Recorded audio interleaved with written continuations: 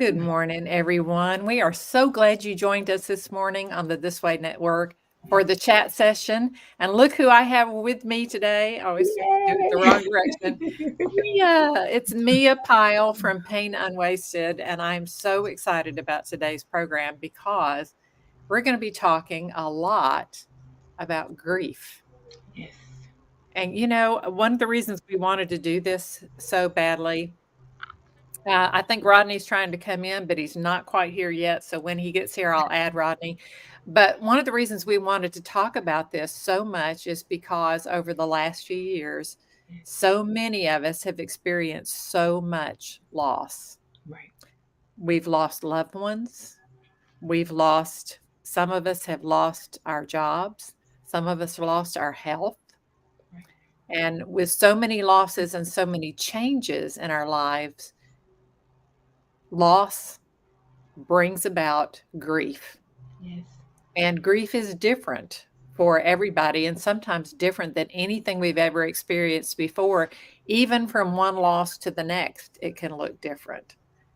That's right. Wouldn't you say so, Mia? Isn't that right? Absolutely. Absolutely, Nina. And I'm just so glad that you touched on the idea that there are different types of losses. I think sometimes our mind can get locked in the idea that the only loss that we have is the loss of a loved one. But you hit it. You said, the loss of a job, the loss of our health, the loss of a relationship or how we thought it should be. um, Mhm. family dynamics that aren't the way we would hope are all losses. The loss of a beloved pet is a loss and it can really have an effect on people. And so I'm just so glad you brought that in.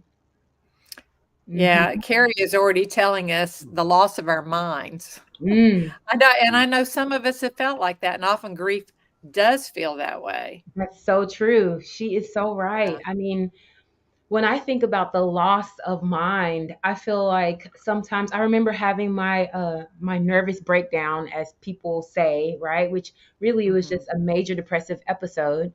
And I remember feeling like I wasn't myself anymore. Like, where's the Mia that I know? The one that is there for people or loves people or is joyful. Mhm. And I felt like I never would get back to myself.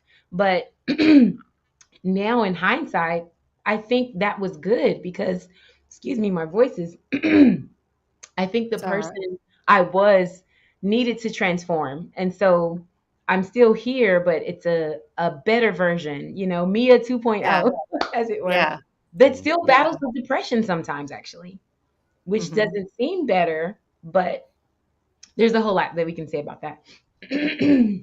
Yeah, I think Rodney's trying to come in. Rodney, are you there? I am. Oh, he was. I know, my technology was giving me so much problems this morning as well, and I'm not sure what's Yeah. going on.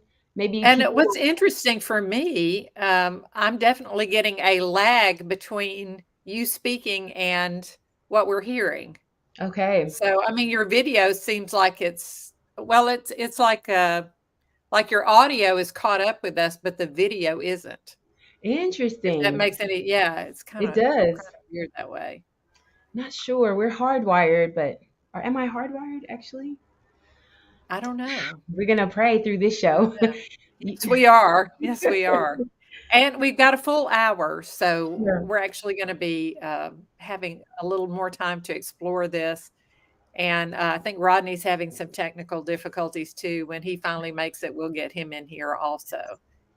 Sometimes when things like So this happen, my mind kind of goes to this is such an important topic, you know, mm, that just the whoever's watching enemy. or will watch, yeah, just zone in Yes. and lean in despite the troubles that are happening because there's such good Mm, information we're going to discuss today and just kind of be mhm. real and raw. So, yeah. Yeah, yeah, and the enemy often tries to keep us from hearing things that Hmm. we really need to hear, so, It's so true. I think Rodney's trying to come in again. Well, he was.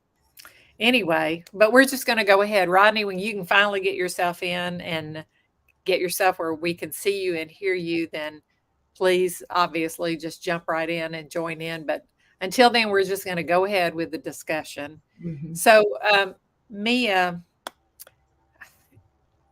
if you don't mind, I'd like to start by just giving you an experience I had with grief Absolutely. when my son Absolutely. passed away.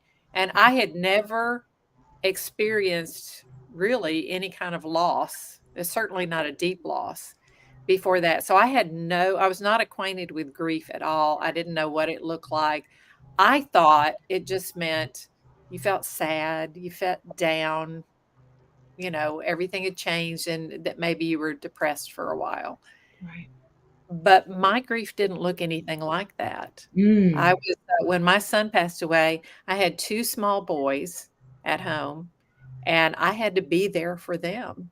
So, I didn't have the luxury of saying, "Oh, well, I'm just gonna be sad and cry," and all of Right. those things. Instead, every day I was trying to figure out, how do I make life stable for these boys who just lost their brother? Right. And actually, the year before had lost their dad because he had Right. left our family. Right. So, there was just so much they were going through, and I wanted life to be as stable as possible for them, so Right. I had to keep it together. Now, I did notice that every day when I got in the shower, as soon as I turned the water on, I started crying. Right. And I wasn't trying to, it wasn't like I planned it, it just Right. happened. And as Mm. soon as I turned the water off, the tears stopped, which kinda Mhm. surprised me because I didn't plan that either. It wasn't like I Mm. said, "Okay, I gotta get out of the shower now. I have to be I have to be up again." Right. Um, it was just when I turned the water off, the tears just stopped, and I thought that was the strangest thing. Right. But I look back on it now and I think, maybe that was the only place I really felt like I could Mm. be safe Mm. to shed those tears. Because I didn't want to upset my boys. I had noticed that everyone around me, when I started crying, seemed to feel uncomfortable. So Mm. I didn't want to make them feel that way. So, maybe that was just, uh, it just was I don't know, a subconscious Right. release I Right. had when I got in the shower. But then the rest of the day, I didn't feel particularly, I missed my son, but I didn't feel particularly sad or down. But I really was experiencing a loss of focus, having Mm. the ability to concentrate. Like, I would pull up to a stop sign and wait for the light to change Mm. and not Right. even know what I was Right. doing until the guy behind me started Right. honking the horn, Mm. and then I'm Mm, sitting there mm, going, mm. "Hold on, buddy, just wait for oh, Oh. sorry, Yes. sorry, sir." Ooh. You know? Right. And that happened a lot, you drive somewhere and you wouldn't I'd get there and not and think, "I don't know how I got here. I don't remember the route I took. I don't Wow. remember anything I saw on the way, nothing about it." Wow. So and I thought, "Am I losing my mind?" Right. Yeah, I was really I concerned about it know, but until right. someone told me Mhm. that it was grief, and I thought, "Oh, no, I've never heard of grief being like this."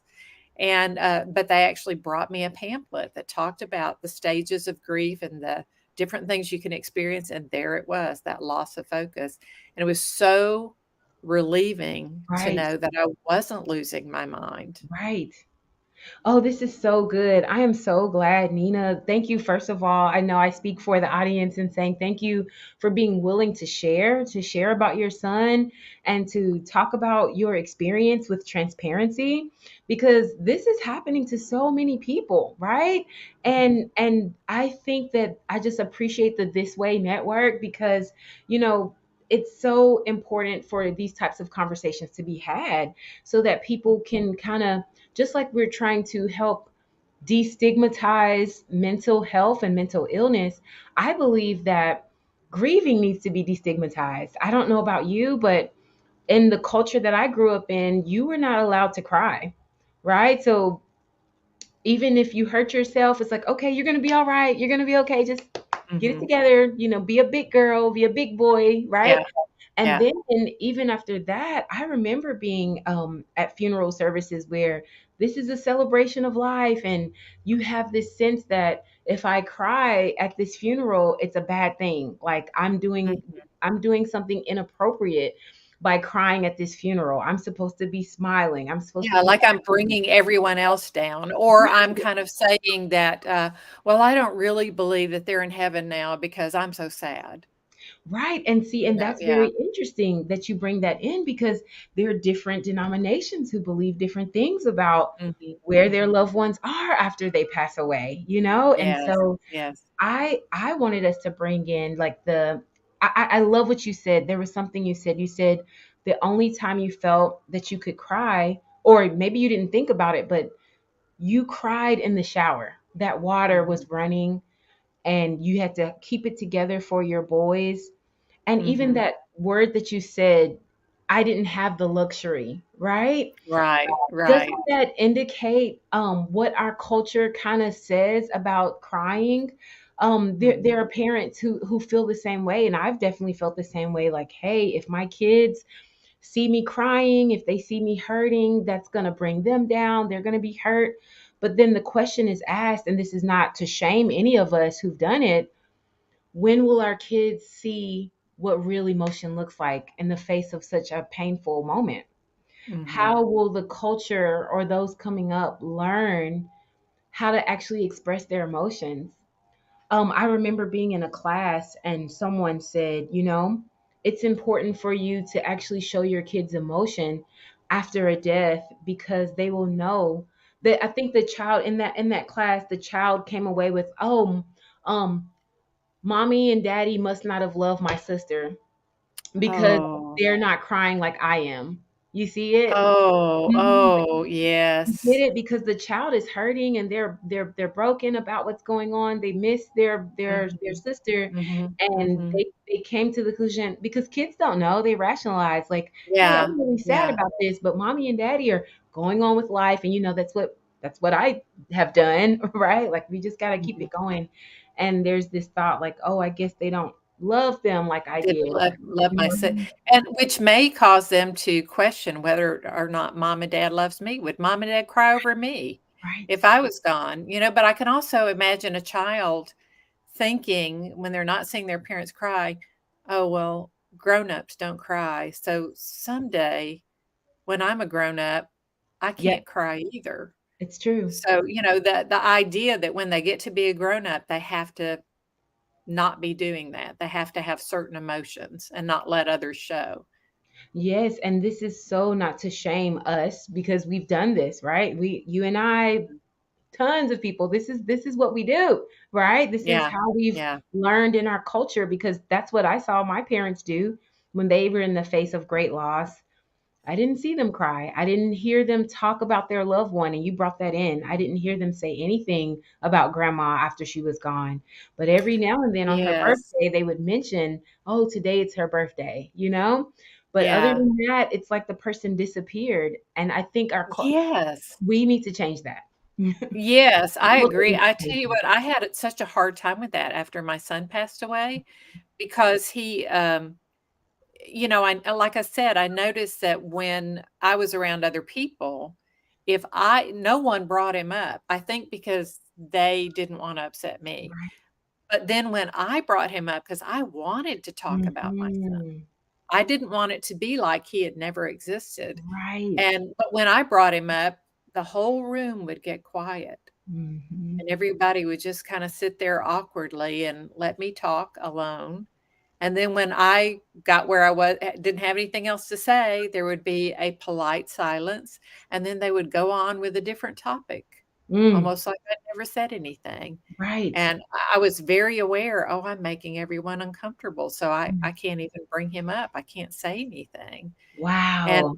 and I felt alone. I felt alone with my grief for that Right. reason. That's so powerful. Thank you for bringing that in because it's so true, and I really appreciate David Kessler. He has a a saying that he's coined: "Remember with more joy than pain." I hope I'm saying that right. Remember with more joy than pain. And in his courses, his goal is to teach people how to better assist those who are grieving and how we personally can be assisted when we are grieving the loss of a loved one or anyone. I see Jacqueline saying, still have not dealt with some of the things. God has become very close to me. Wow, thank you, Jacqueline. Like that That's so true, because now you have to stuff it in, right? Like that's Yeah. what I even that's what I think of when I think of Jacqueline's words. Like, okay, because I have to stuff this in. I can't express myself. I can't get this out. And who do I get it out to? Who's it Mhm, appropriate to talk to? When mhm. is it appropriate to cry? If it's not appropriate at the funeral, when do I do this? Yeah. Yeah, when is it appropriate? Right. But So the Mhm. so what can we do to help ourselves, but not just ourselves, other people? Because you just touched on something else that I remember is people saying things that I knew in my heart they were trying to be helpful. Right. But boy, they were not helpful. It actually added to my sorrow or Yeah. my pain. I remember, a lady I was talking about this to, a lady who had lost her husband, and she said, "Oh, yes," she said, "when I lost my husband, I was actually rather young." And she said, and there was a woman who had been a widow for about 40 years who approached me and she was trying to relate to me. And she said, and I think she was trying to tell me that, even though she had been without her husband all these years, that she had survived and I would too. She said, but the way it came out was, "Oh, yes, I lost my husband 40 years ago, and there's never a day that goes by I don't think about him. It never gets any easier, but, it's been 40 years for me, and, well, you're young, you'll know soon." So and Mm, that's where she left it, and the mm, woman I was talking to said, "What I knew she was trying to help me, but what I got from that was, for 40 more years, what you're telling me is that for 40 years you have lived with this pain that I'm feeling right now.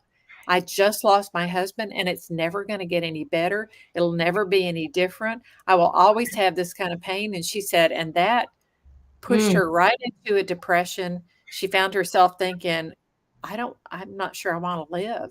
Right. This is Right. the way it's going to be because I just Mm. don't think I can deal with this pain for For that that. amount of time. That is so true. And I want to touch on that. I love that you brought that in because we're talking about things that people say after we lose a loved one, after we lose something, right? And I want to believe too that people's intentions are really good. I remember Mhm. hearing a lecture, and the person speaking talked about a pastor who, and I think I may have shared this on the show before, where the man said the little girl, she was on the front row of the church, her mother was there, she had passed away, and the pastor says, God took your mommy to be with him. And she was so angry.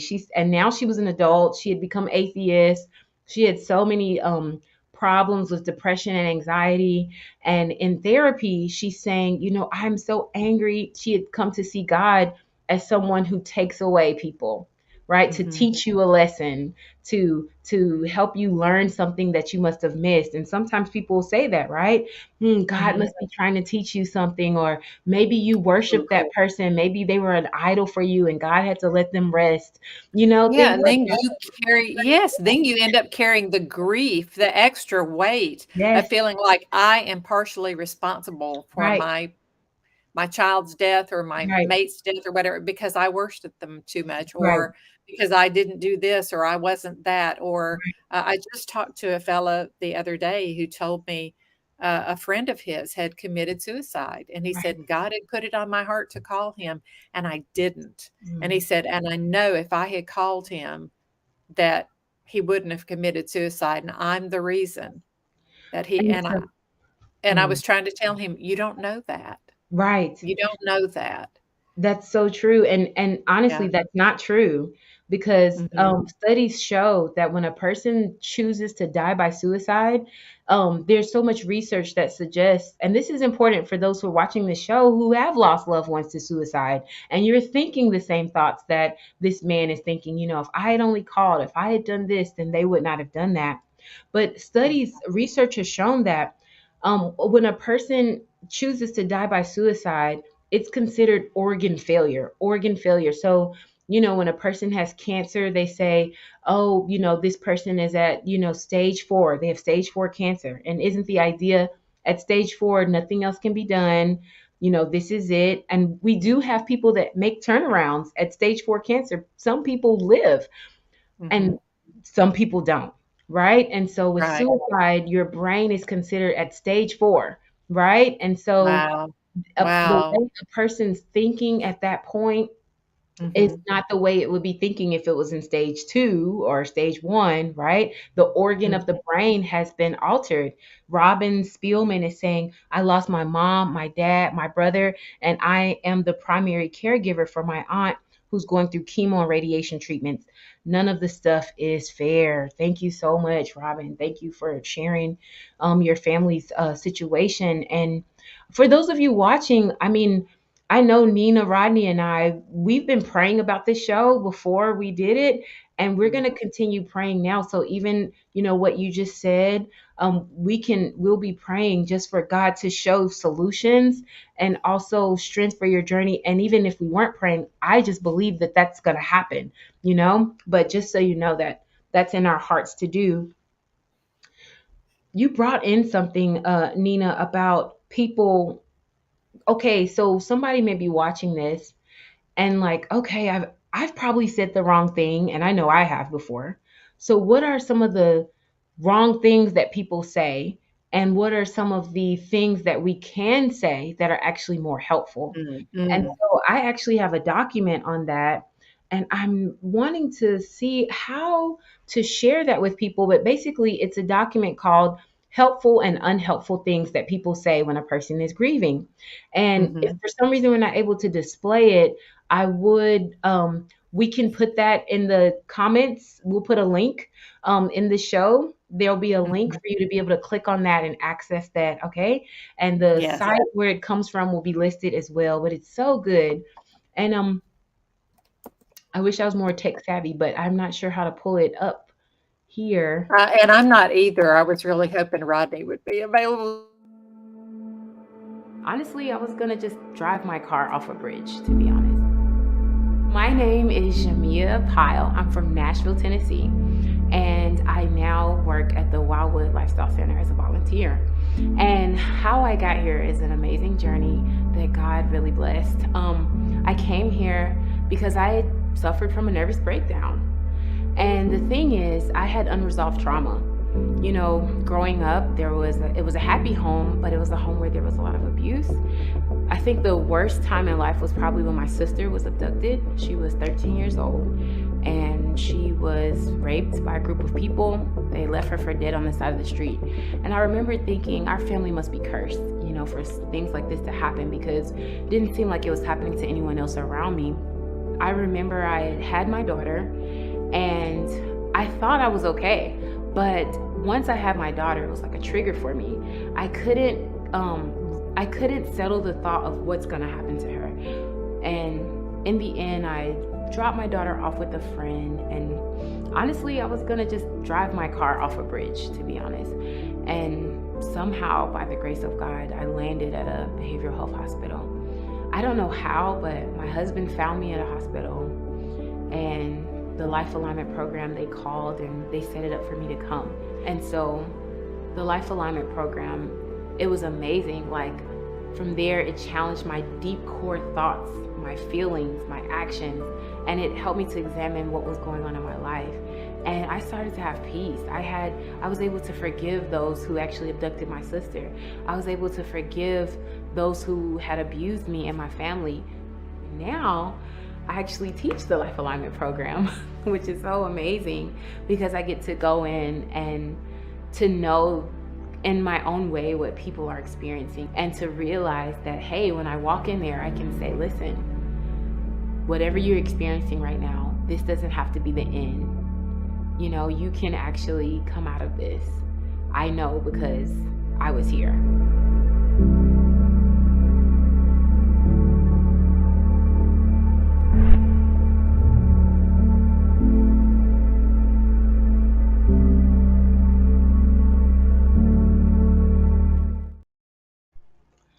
Okay. Well, I think we can thank Rodney for getting that up for us. Thank you, Right. Rodney, for that.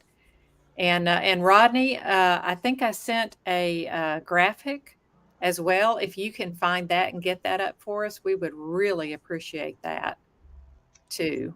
That would be so awesome. So, Mia, it's painunwasted.org. You've already got it up there. I'm putting it in the comments right now so that Right. everyone will have it.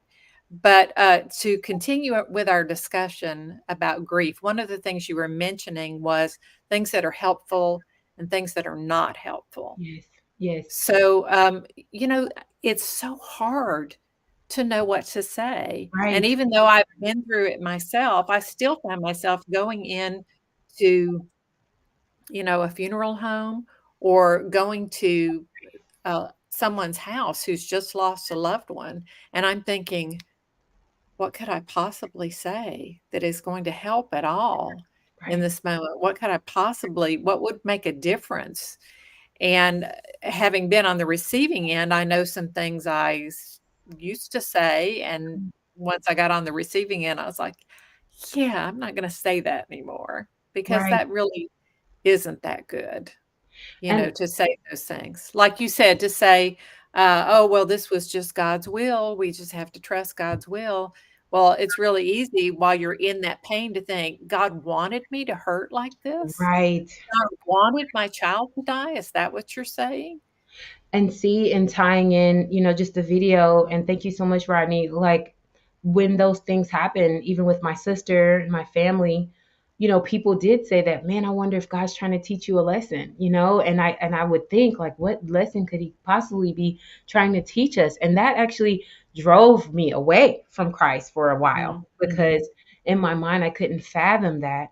And I really want to challenge people, if you're thinking that, because some of our viewers have already shared, like, I'm going through, I'm really, Mrs. Spellman, I think, that just shared, she's like, I'm going through, I'm a caregiver to my aunt, I've lost all these people. And what a weight to think that, oh, it's God's trying to teach you a lesson, he's trying to strengthen you or show you how strong you are. And that could really cause some people to really, you know, feel like, well, then God's not a source of help for me then, mhm. right? It's not Yeah, helpful. And I don't want to give answers to why people go through things. I don't I know that in this world there is sin, right? We know mhm, that from looking at the creation narrative. We see that there is an enemy there. I believe there's an enemy of our souls that causes suffering, that causes calamities. But I believe that God is there with us and for us, to help us, to strengthen us, to help us to have resilience in the face of these things. And yeah, is not sitting looking to strengthen you by making you suffer, um yeah. mhm I think that would be such a much better thing to say instead mhm. of reminding or trying to tell people, "Well, this is God's will." If instead we were saying, "God is here for you. Yes, God will absolutely. take you through this. God will carry you Right. through." And right now it may not seem like, you may not can understand how, but God has pulled you close to his Yes. heart, Yes. and you are right there, right up against his heart, and he's there, maybe even weeping with you at this Right. moment. And Yeah. there's that is so beautiful, Nina. Like, I love that you said that.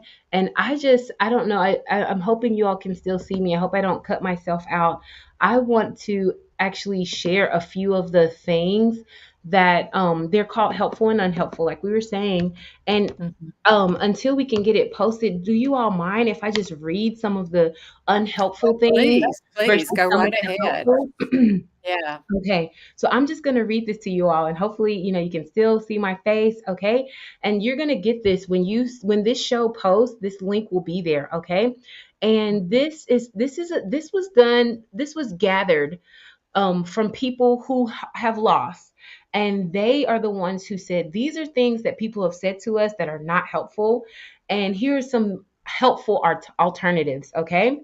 So Mhm. here goes one. One says, this is not helpful. He or she is in a better place. Mm. Instead of saying that, which is not helpful, it would be more helpful to say, I'm here for you, Yeah. right? Yeah. Here's one. he or she is out of pain. And they Mhm. that was actually listed as not helpful because, even though the idea is that, oh, this person is no longer hurting, that may not be where I want my thoughts to land, because I've really loved that person and I miss them. So instead of saying, well, he or she's out of pain now, they don't have to suffer, we can say, I'm here if you need me, right? Yeah. Yeah. Here goes, and I'll just read a few more of the bad, okay, I'm not going to say bad, I'm going to say not helpfuls. It's better this way, people said. Mm. Mm. Or even it will be okay. This is considered not Mhm. helpful. Telling a person it will be okay, because how will you know it will be okay? Like, what's going to be okay? Here goes another one. Time heals all wounds, right? People say that, and that's not helpful.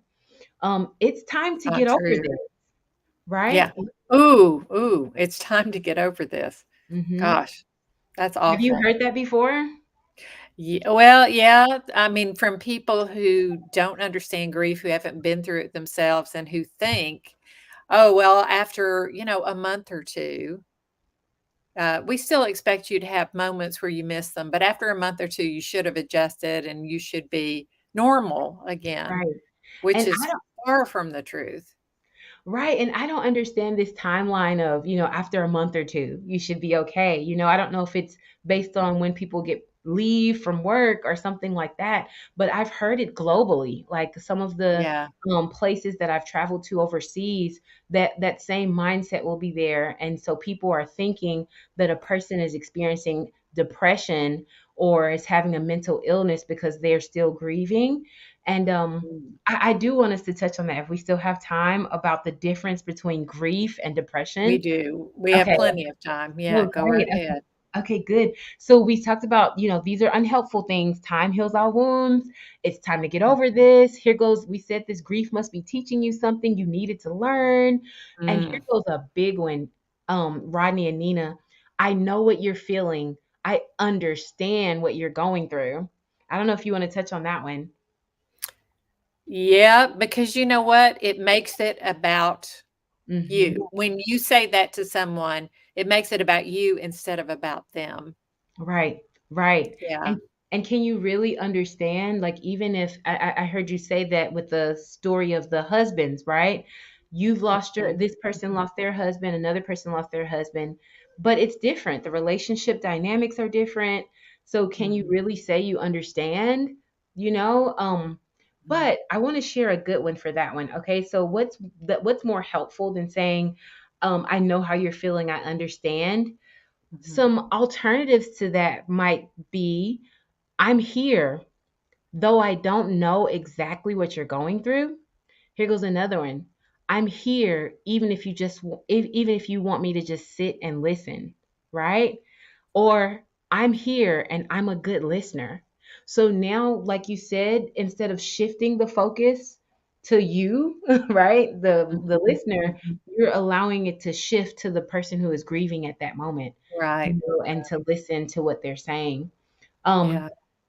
I want to read a few more helpful ones, and then you'll get a chance to look at this yourselves as you go back to that link. Um, I love this one. It says, "I'm sorry and I love you." Now, I don't know if some people think that's controversial to say "I'm sorry and I love you." I don't know what you think about that, Nina. I actually think that's a great thing to say because Okay. what they're convey in my opinion, the people who said that to me, "I'm so sorry," they were telling me, "We feel for you. Our heart is with you. Right. Our heart hurts with your heart." And, so they're saying, "I'm so sorry. I wish you didn't have to go through this. Right. Right. I love you." I There was one thing, one person said to me, and there was so many people that came to my son's funeral, Mm-hmm. and, so many people said so many things, Right. but there was only one thing that I took home and Mm. remembered, and that was when a man, and I barely even knew him, but Wow. he walked up, he shook my hand, and he said, "I hope it helps somehow to know that we care." Mm. Ooh, I that's was like, good. "Oh, that's." Oh, That's wonderful. I thought, "I gotta mm, remember that because I wanna be mm. able to say that one myself." I It did hope it help. helps to know. Wow, that's so Yeah, I good. hope it helps somehow. I mean, he was even with that word somehow, he was acknowledging, Right. I can't even imagine how this could, really make a huge difference for you right now, but I hope it helps somehow. No. We want so much to help you somehow, and I hope it helps Mm, mm, somehow mm. to know that we care. Oh, that is so good. That is so good. And Yeah. that's not on this list. So, those of you watching, write it down. That's really good. I like this last one that I'll just read. It says, I'd love for you to tell me more about blank, fill in the Yes. name sometime. Or Yes. do you have a picture of them that you would share with me? Yes. And so those are just juicy. I just pulled that down. So I said juicy. I by juicy I mean they're so good to know that, hey, here are some things I can say. It seems like the Mhm. theme is that keep the focus on the person, right? And Mhm. even though you may have a similar loss, understand that you don't understand, but you are making yourself available for them in any way they might need. Yes. Hmm. Yes. And, since we did just talk about not being able to talk about your loved one, Right, because it makes everyone uncomfortable, right. it is such a gift when somebody actually invites you to talk about them, like you just mentioned. Um, Mhm. I boy, it actually never happened to me, Wow. but I would have loved it if somebody had come along and said, "I thought about him today too, Mhm. and but I know you have so much more you could tell me about him. Mm, You know, can you tell me more about your child? Can you mm, tell me more about your husband or your loved one?" Or uh, there was one time I was going with some church members. We were going to see a lady who had literally just lost her son mm, in a car accident. right. And she was at the funeral home waiting to receive his body. They had picked it up and they were bringing it, and Mm, she was there and she was alone, and mm, we didn't want her to be alone, so we went. And I had met her, but I hardly knew her, right, and they wanted me to come, though, because they knew I'd lost a child, and they thought, "Maybe you can relate." And I was like, "She doesn't need to hear about my child right now. She right, doesn't need to." She's just lost her son. right. So we got there and I'm already thinking, "Oh, what do I say? What do I possibly say that could make any difference at all Mm, right now?" But, mm, we were all standing around being very uncomfortable because she was crying. And, and then there came a moment where I just thought about, "Oh, she might wanna talk about this." So, she had mentioned a couple of things briefly, "Oh, just before he walked out of the house, he did this, and he made this joke and gave me a hug," and I just stepped over to her and I said, "He sounds like he was a wonderful person. mm, Would you like to tell me about him?" mm. And That's so she just good. started pouring out Wow. all this all these memories of her son. Mm, mm, mm. And, I don't know, I mean, I have not even talked to her in Right, years, and I have no idea how she felt about that moment, but right. I know for me, it felt very, I don't know, almost cathartic because I had Mhm. got to do that, Mm, mm, and mm. I so long to. So, I think that's a wonderful thing to do is ask people if they wanna talk about their Oh, loved that is one. so good. That is so good. I'm actually wearing this blue shirt today because Mhm. I am wearing it in honor of a loved one. I recently actually lost my godson. He was born early and he had many, many, many, many challenges, but he lived for 8 years. And I mean, his family is incredible. And I am wearing this in remembrance of him. I knew we would be talking about grief, and I said, you know what? I'm going to wear this shirt because if I get a chance, I want to be able to say his name. Aaron. Aaron is his name. And I love being able to just bring him up, because even though, right now as I'm talking to you, it might bring tears to my eyes that he's not here. It's just it gives me a sense of joy to say his name, Aaron, and when I hear you say your son's name, which I won't say, I'll let you if you decide, but like when I hear you talk about him, I get happy. Like I'm not, Yeah. Yeah. I'm hurting that this is what you've experienced, but I'm grateful to hear you talk about it, and to know how you loved him and how you are doing now, And I will say, maybe some people feel really uncomfortable with that, and you have to know your strengths, So if you're listening to this and you're like, "Oh, I could never do that. I could just never do that." I don't want you to beat up yourself or feel bad about that, because that may not be your gifting or your strength, but there may be other things that you can do. Like maybe for you, if you're watching this and you're like, "Man, I have someone who's lost someone, what can I do?" Maybe your strength is actually to make food, or to write a card, or to send flowers, or like the man told Nina, I hope it helps in some way to know that we care somehow. That's a beautiful. Jacqueline said, "Do not say anything, just sit with them, yes, and offer understanding. In their own time they will be able to talk." That's so good, Jacqueline. Yes, Mhm. absolutely. That's beautiful. Yes. Mhm. Yeah, Yes. it really is. Yeah. And I would say too, we need to teach our children and talk to each other and learn not to be afraid of someone's tears. Yes.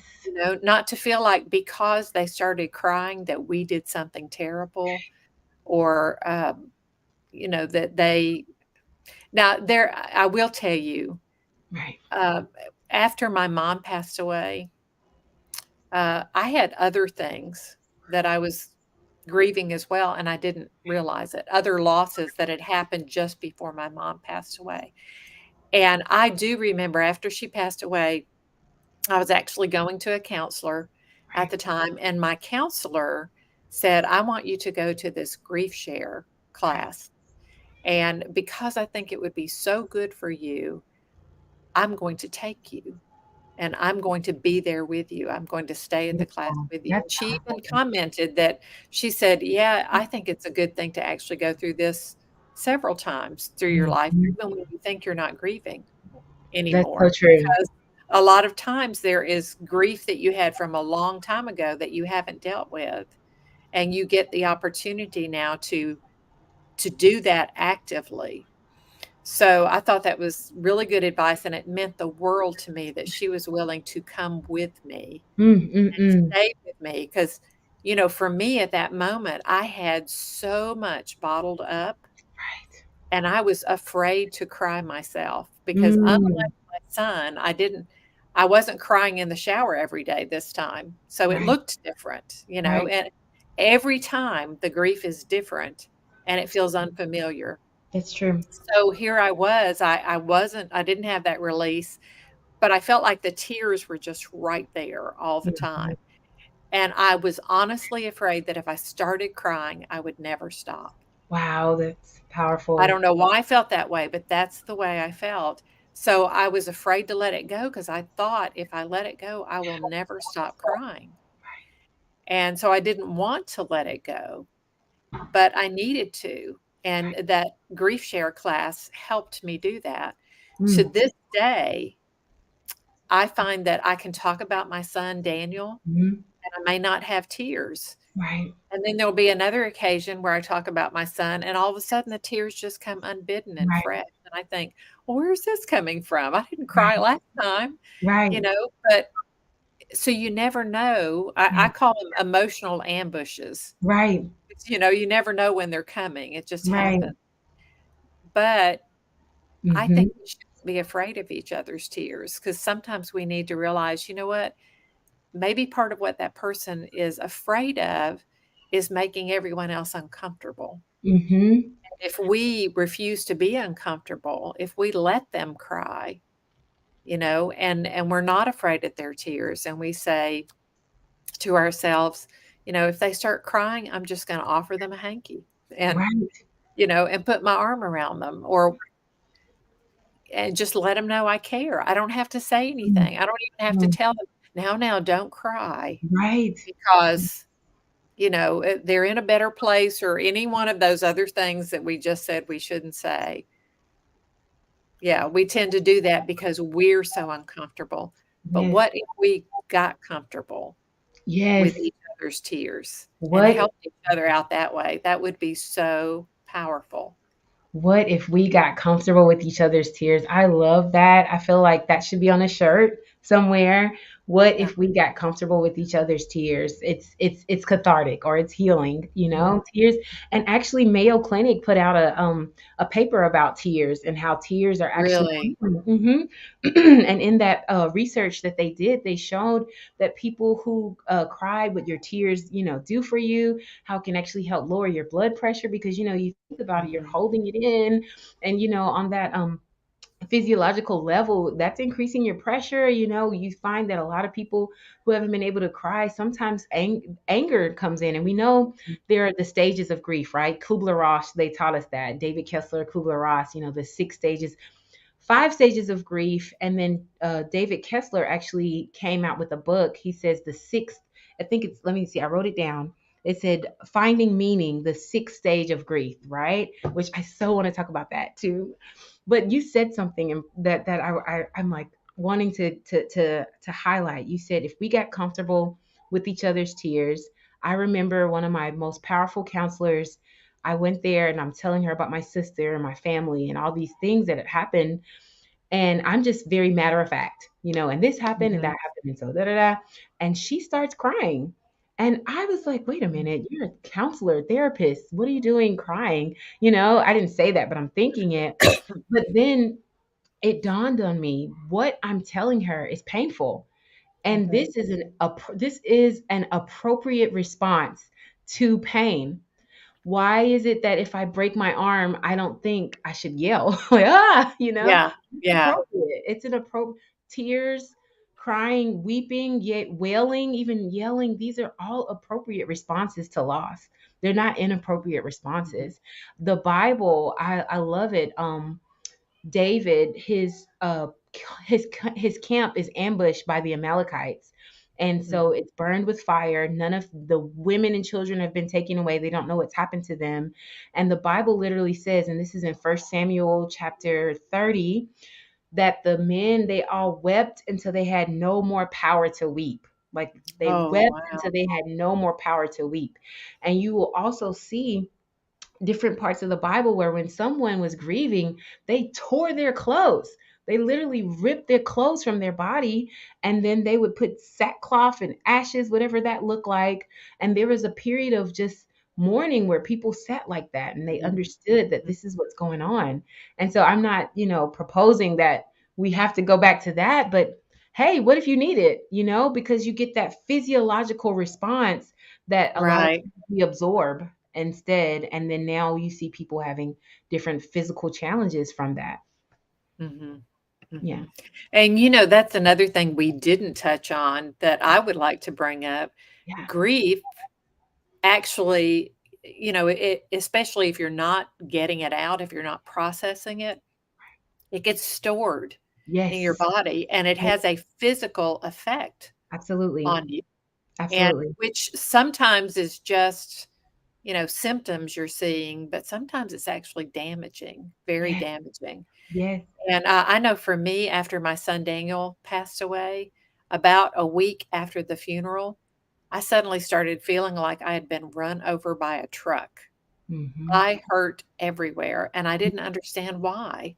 And I mentioned that to someone. I said, "I just feel like this." And they said, "Yeah, you've been so tense for so long, having to be alert and ready, taking care of him Right. the way you did and 24 hours a day. And now all that burden is off of you and your muscles are finally relaxing, but now Wow. they're sore because Right. they've Mental. been in fight or flight, I guess, Right. for so long." Absolutely. So, I had no idea that grief had that effect on you. Mm-hmm.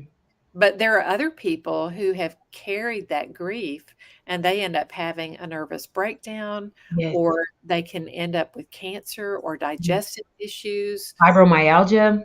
Fibromyalgia, yes, which Mhm. I also developed that Right, later. right. You know, Yeah. and this is a great time. I'm glad you're bringing that in, Nina, because I think this is a great time for viewers to know there is a difference between grief and depression. Okay, and so it's important to know that the one of the key factors that we can think about is impact. Okay, so a lot of times grief and depression, they can have the same symptoms: loss of appetite, sleep disturbances, maybe your weight changes, because maybe some people stop eating and some people eat more, right? I'm a eat more person, right? When I'm Yeah, yeah. grieving, okay?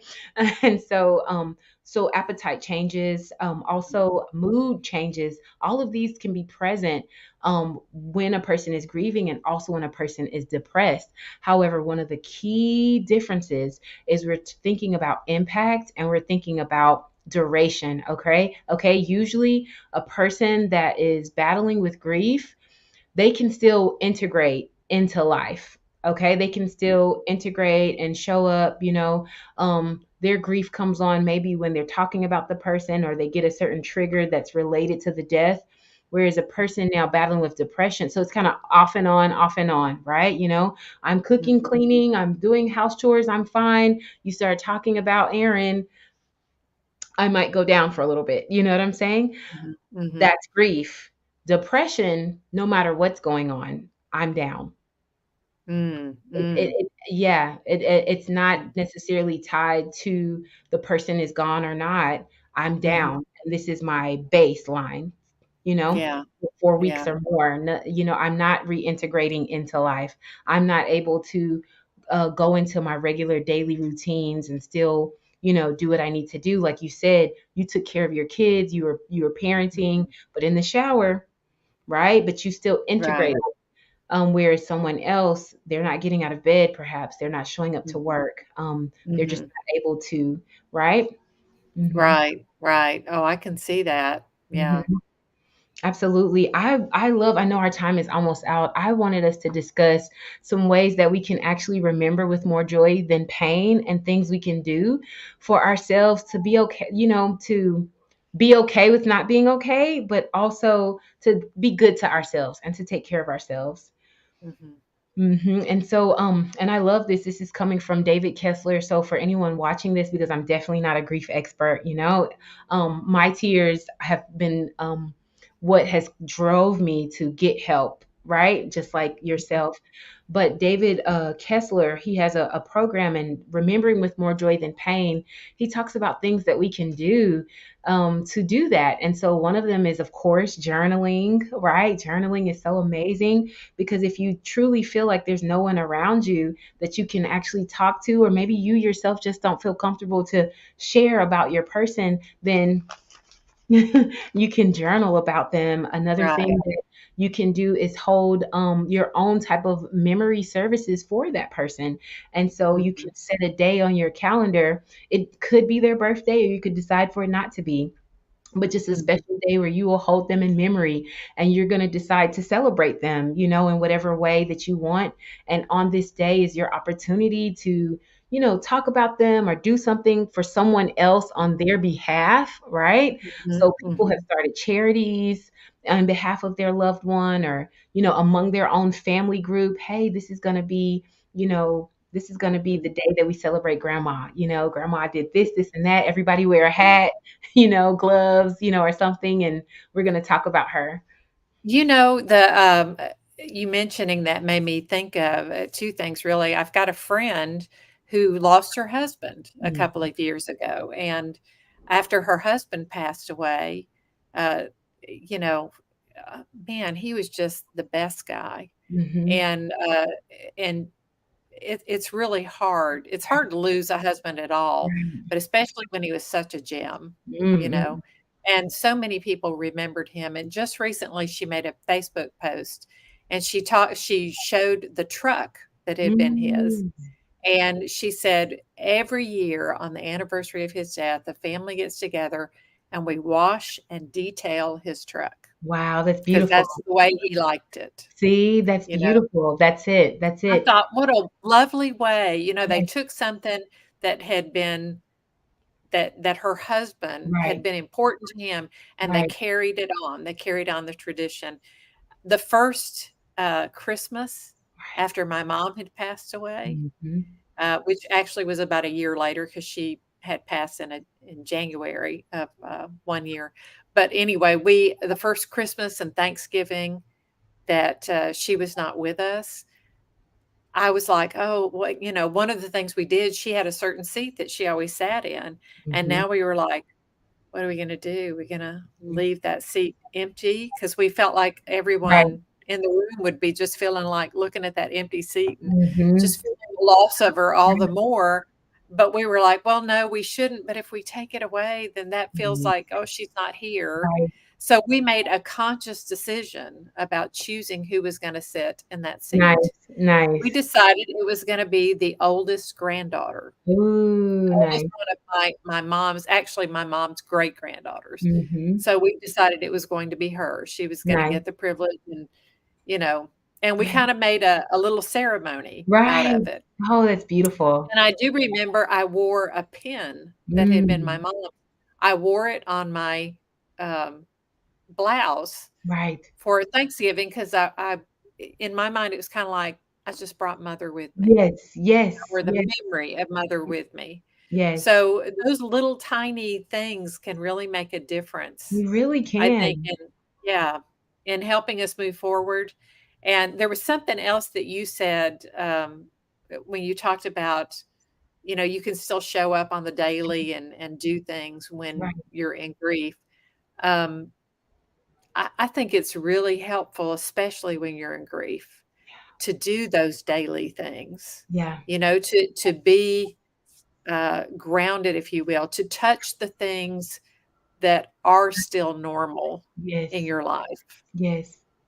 It kinda helps remind you, "Oh, it feels like everything just shifted in a Right. major way because my loved one passed away, Right. or I had this other loss. I lost my job, and normally I go out and go to work, and now I'm not doing that, or Right. normally I would sit down at the computer and do this, and now I don't have that to do, and normal is turned on its head, and you have to That's right. find a new normal. So it's really important to be really present Yes. for continuing to do those things that you still do Yes. every day.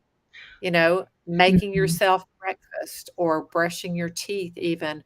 or sitting with your children and watching a movie or going outside for a walk if you were used to doing that.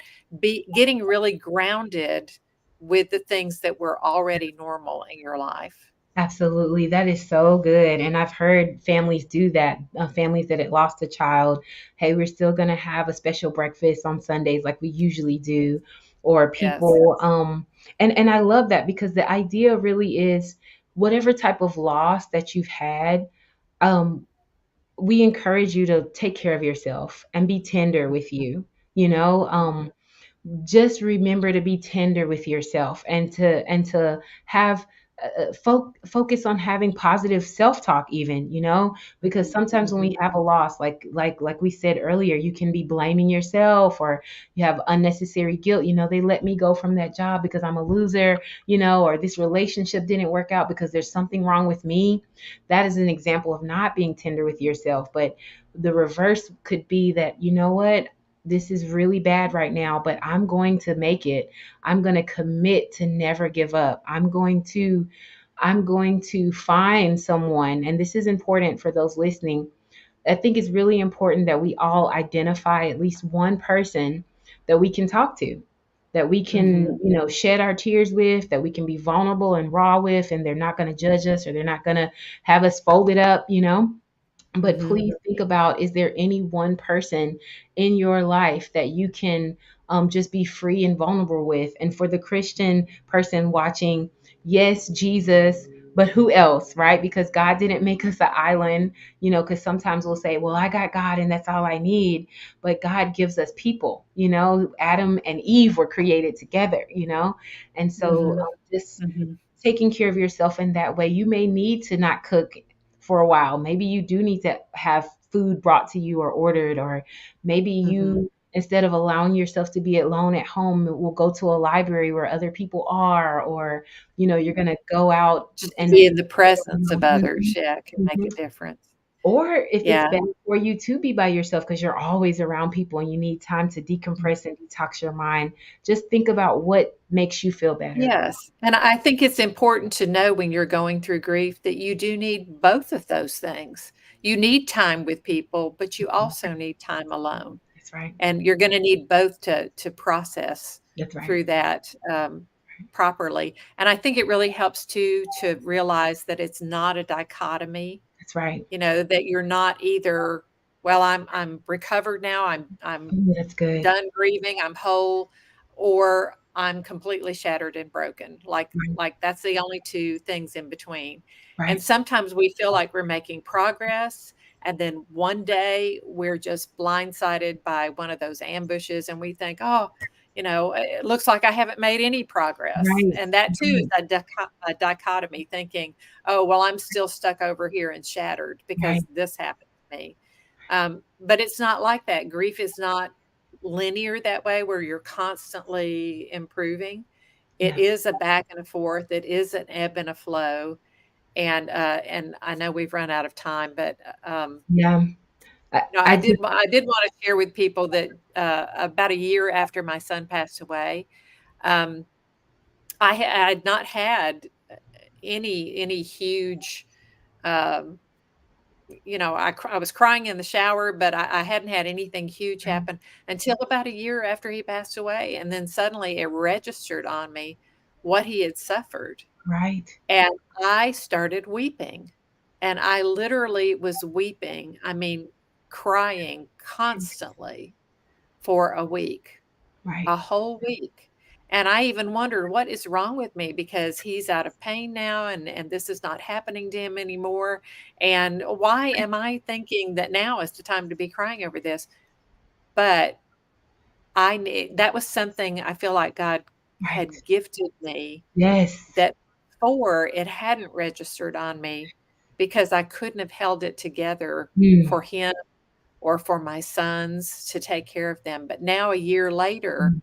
when I had the luxury of Mm. that time to grieve and the it was appropriate to be thinking of that, then God brought it to my mind and gave me the release that I Yeah. needed. Yeah. Yeah. Yep, and I love that. It looks like Rodney, he's still with us, you all. You can't see him, but I think he's put there just a reminder that these are powerful things we can say. I love you. My heart is Mm. heavy for you, or my heart goes out to you. I'd love for you to tell me more about the person. Do you have a picture of them? Thank you so much. And thank you all for listening to our stories. And I hope that you can, find that person to share your stories with. It's so valuable. Yeah. Amen, amen, and we're so glad you came today, and I hope you'll join us next time Mia comes on. It'll probably be in about a month. We're trying to make this a monthly thing because Thank there's just so you. much good stuff that she has to share with us, and we're just ready ears. We need it so much. So thank you everyone for joining us today. Thank you, Mia, for being here. Looking Thank you forward for to having having me. you back again. And everyone, please be of good courage. Yes. God is with us, and Mm, we are not alone. mm. Bye, everybody.